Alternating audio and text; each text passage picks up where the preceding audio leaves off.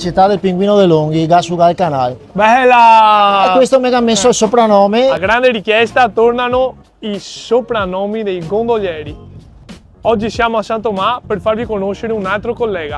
Se ti piace quello che faccio e ti va di supportarmi, Venezia c'è piena di robe da contare.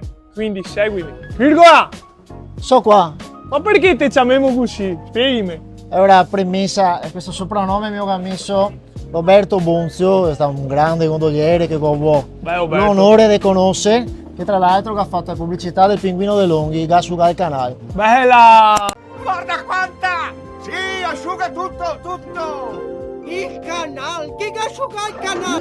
E questo mi ha messo il soprannome, virgola, perché soprattutto da giovane ero molto esile, quindi a volte la barca era molto pesante, così persone ti capitava di portare persone abbastanza di stazza, abbastanza corpulenta.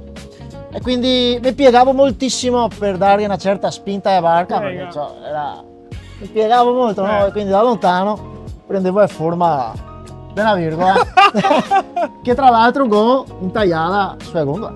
Anche a virgola? Virgola intagliata, sì. Bella. Sul pontafossile. Bella. Seguitemi perché ne stanno arrivando altri.